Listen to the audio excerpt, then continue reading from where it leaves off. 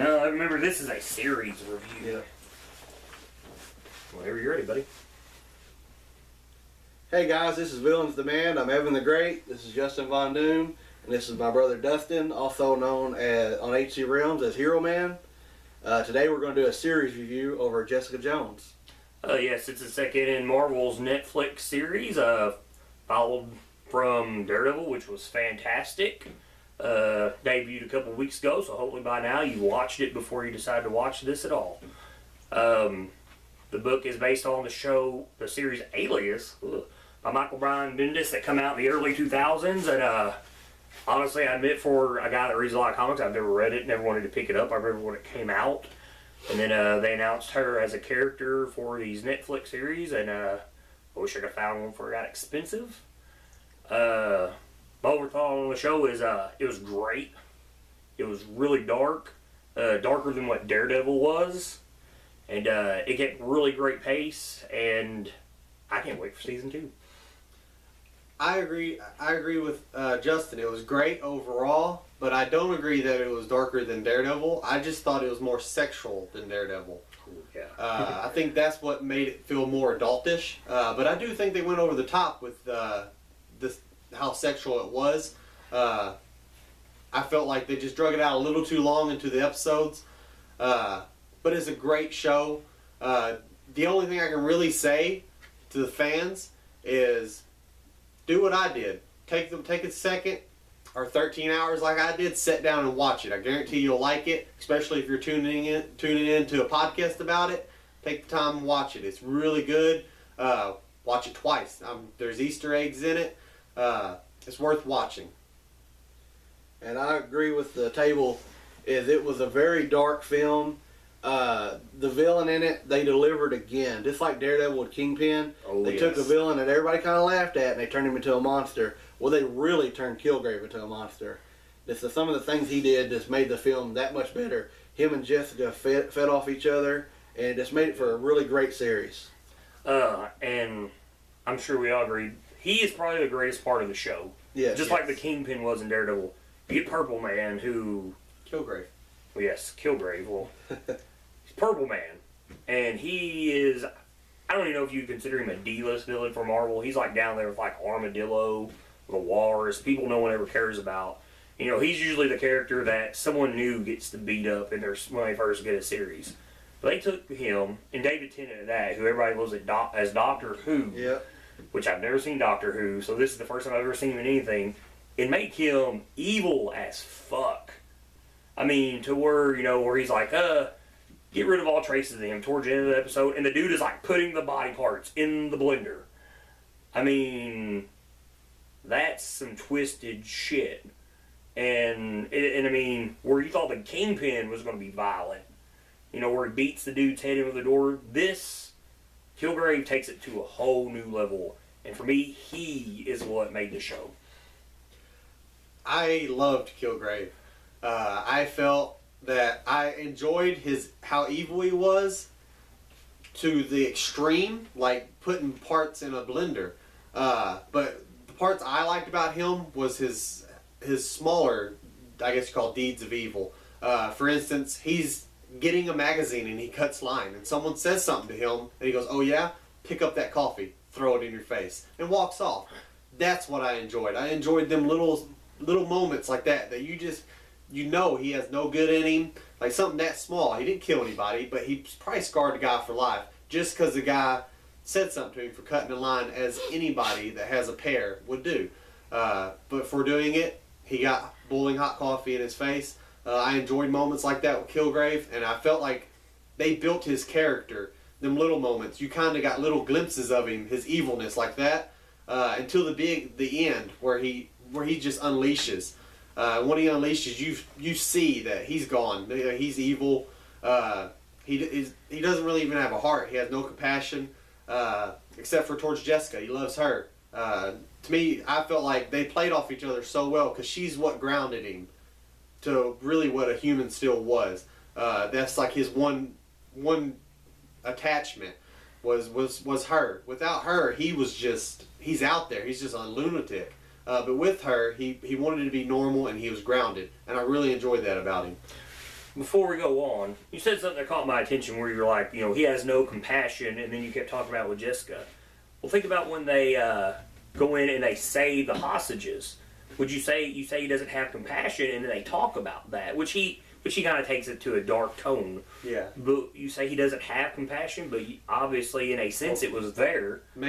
Well, if you remember that scene, I think maybe I used the words wrong. He doesn't know compassion. Okay, because he showed up and was like, put a Yeah. shotgun in your mouth and kill yourself. And she's like, whoa. Yeah.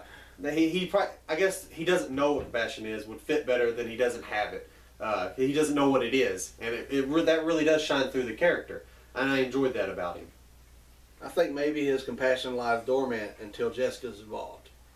And then she kind of changes him a little bit. But Kilgrave overall was just, like they said, he didn't save the show, but he made the show. And he did a very good job just being a villain. If you told me that they was going to turn a villain like that, I would not believe you. But Marvel's done it twice now on Netflix series. But we'll move on to another character. We talked about him and Jessica a lot, which they also introduced Luke Cage. Sweet Christmas. And he says it. I think they nailed the way he should look and act. But they had a few flaws to me. But I liked the way they kept him more quiet, more grounded. And he had secrets, and she found them out by pushing. And that's why I like this character so much. And they also do a really good job with Luke Cage and Jessica. They're making them, they're superheroes, but they really show that they're street superheroes. And that's what makes the show that much better. Is there's no Thor running around. I mean, Luke Cage can be knocked out. I mean, she shot him with a shotgun and did it. And there's just things where it shows them that these characters are vulnerable, and it makes the story that much better. I agree. Luke Cage, I don't have any gripes about any character that they brought into the show. Luke Cage was another good one, and he was a main character, but he wasn't a main character. But right off the bat, you get attached to Luke Cage because he's got secrets, and they hint at it with the bar and what's going on. You can tell that he's been hurt. Then him and Jess, when they get together and find out they got powers, it's like you almost feel instantly the connection that them two just had. Yeah, they don't feel alone anymore. Yeah, it's like they've been alone, and all of a sudden they're like, there's somebody like me. And right off the bat, you just get connected to them. And then they have a little bit of a falling out, and it kind of tugs at your heart, which I enjoyed. They're building a good love story between them two without making the show a love story. Yeah, it's very unconventional. Yeah, and they did a good job showing that they're going to fall in love, and they are falling in love. But they didn't ruin a comic book story by making it a love story. Yeah. And they didn't take away from either character doing it. So I really enjoyed that about Luke's character, how he was there for Jess and for that part of the story that is an important part of the Marvel Universe. So I liked how they did it. Luke was a great character. My favorite character was Nuke. Yeah. That surprised me to bring, because Nuke is actually an original Daredevil villain, and for him to show up caught me off guard. I remember watching it and thinking, man, he's gonna be somebody, because they were playing too much into him. And then when I seen his name tag on his coat, I thought Simpson. I was like, man. And then you could tell he's very military based. I thought, man, he's not gonna be Nuke, is he? Just by his last name. And then they don't use his first name, which they could easily put off the wall. Well, he was military. We've changed his name so people can't look into him. And then when you see him go, when he takes the pills, oh man, I got really excited about that, because my first thought was, man, they own all the characters for this arc, which is I think it's Reborn Again in Daredevil where he shows up. And I honestly think we need to do a review on that before that season starts. But when you see him, oh yeah, give me some red, give me some blue. And then you know it's on right there. And then for them to actually add another villain that actually had a big part in the series, like you didn't get that in Daredevil so much, that, hey, here's another major villain. You just knew in Daredevil there was all these villains behind the scenes that are going to turn into somebody. But they brought Nuke, who was actually trying to do the right thing. Yeah, he didn't feel like a villain. Yeah, he didn't feel like a villain, but you finally knew it was him when he took them pills, and you're like, yeah, this dude's going to go fucking psycho. I really liked, I like Nuke as well. just like him, but I don't have the comic background that Justin Von Doom has. I knew he was somebody. I'm like, he's somebody. He's going to be important. I actually had to stop the show and I looked it up, and they were like, it's Nuke. I looked into him a little bit, and I think he's a good character to bring into it because he plays the villain role without being the villain. He's like the extreme version of what the Punisher is, and his outlook on stuff. And also, with his first name, he was talking about they changed it because he's in the military. I read a little bit on some of the thoughts that people thought, and I think they changed it because of the Punishers coming out in Daredevil too. Mm-hmm. They don't want two military yeah. Franks running around. For people that don't read comics, that clashes each other. And he's a lower character. It was easy to change his name and not take away from the character. I enjoyed how they introduced him, how he ended up becoming a love interest after he tried to kill, what was her name? Jessica's... Oh, Hellcat Patsy. Yeah, Hellcat. And if you don't know, spoilers, yeah, she's Hellcat. I really enjoyed that. Their first fight scene, she's been training for years, and he shows up and just lays the beat down on her. Gets her ass whooped. Yeah, she realizes right then that all the training in the world goes out the window when you get punched in the face. And I like how they showed that. Especially when you don't have superpowers. Yeah. And I really enjoyed that part of it. And that was before he was on the pills. He was just a military guy that was, jacked up in shape. But I like Nuke, and I thought he brought to the show what the other characters didn't. He wasn't just evil as a bad guy. He was like evil by necessity, trying to take out a worse evil because that was the only real way to get rid of it, and he understood that, and it almost drove him insane. I can't really say enough good things about him though. Yeah, going off them, I also was a fan of Nuke. I liked the scene where I knew he had some potential is where him and Jessica get jumped by the van, and he takes on two guys by himself, and he don't even have powers at the time, and he kicks their ass, and eventually they get her down, and they wind up losing that battle. But from there on, I knew he was cool. I liked his character. He was real aggressive, and all of his scenes. And then to kind of go from what they was talking about a little bit about Patsy, Hellcat. I didn't like her character in the beginning, but she grew on me as the show went on. And towards the end, I really liked her, especially when she got a taste of the pills to fight him, and then almost died. And it's really cool. I really liked her character at the end, and they took a character and they progressed her through the film. It made her a good sidekick, I guess you could say. Yeah, I'd say she was a sidekick. One good thing I really thought about, that I thought was good about this, compared to Daredevil, where Daredevil's got a lot of stuff in the background that could literally tie into all these other series. And I think this one does an even better job of it, where you were talking about, comparing him and the Punisher, where you don't want this military background. You could easily take a Nuke and tie him to Frank Castle, or maybe Frank Castle was going to be part of this program and he didn't want no part of it. And I think that's really good because you've got two characters there that's meshed, that's even collided so much that's great. That's going to be good story building for the future. And I wouldn't be surprised if Nuke even shows up in the next season of Daredevil.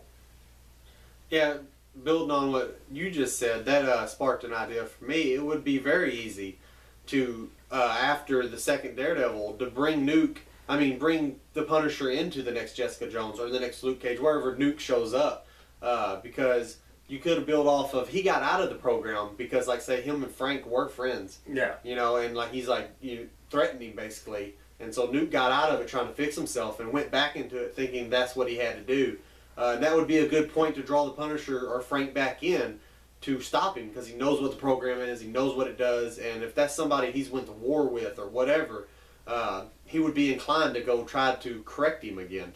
So that would be a good link from Daredevil and the Punisher to bring him into all these other universes, be it Luke Cage or the Iron Fist movie or the next Jessica Jones. I think that's a good opportunity, and I'm glad you touched on that.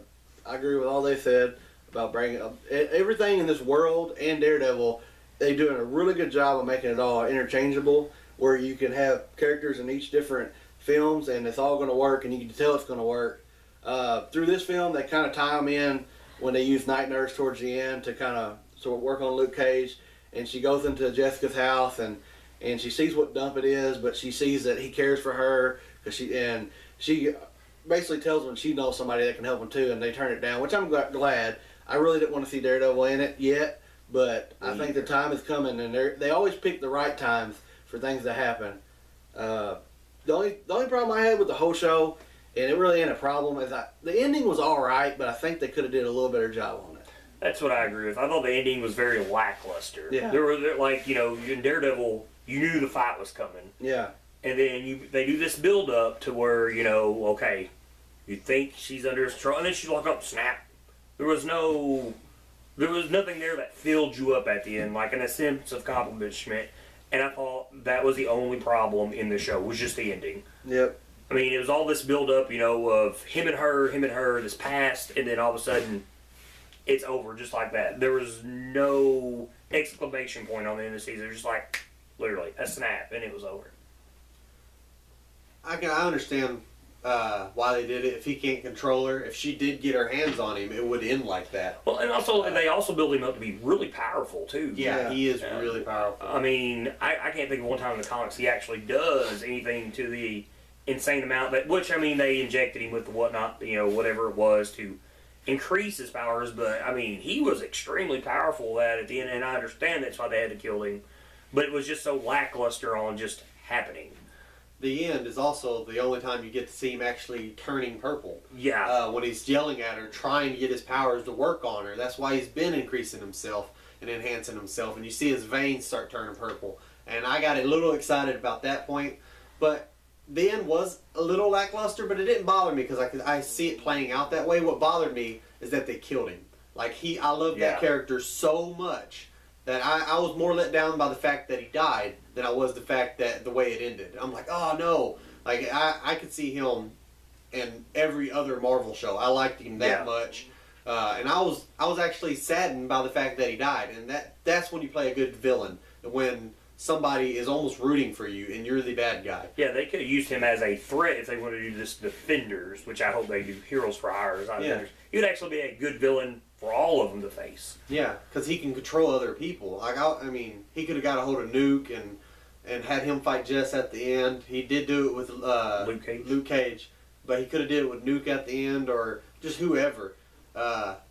And like you said, he'd be a good villain for any group, like, because he's got so much power, especially in the show, that I felt it was a letdown that they killed off a character that was that good. I agree with them. Killing him kind of ruined it. But then again, Daredevil, you're getting all involved with the hand, and they have rituals and things that can bring people back to life. I highly doubt they would bring him back. I didn't think about that. But it would be something that nobody's seen coming, and then boom, he's there, and then you would know how they did it. But I got that because through reading comics, I know the hand have potential to do that, and they're going to make their impact in Daredevil. But the one part towards the end I also didn't like is there's scenes where there's a lot of noise and stuff going on, and it don't bother Kilgrave to tell somebody what to do. But there towards the end, Patsy has headphones on, and she's kind of like, he can't control her. I'm like, it don't really make no sense whenever they had fire alarms going off and everything else when they had him in the chamber when he broke out, and he's telling people what to do. Well, it's almost like it depends on your decimal of earplugs. I work with earplugs and stuff at work. You know, if they're to a point where you can't hear nothing, I think that's what they were getting at. Like, they were almost soundproof. But I think that's it, guys. Yeah, close us out, man. This is Villains Demand. This is our series review over Jessica Jones. I hope you guys watch it and like it. Remember to follow us on Facebook, Twitter, subscribe, watch our YouTube channel, and that's it, guys. See you next time. A little upset we didn't touch on Iron Fist not being in.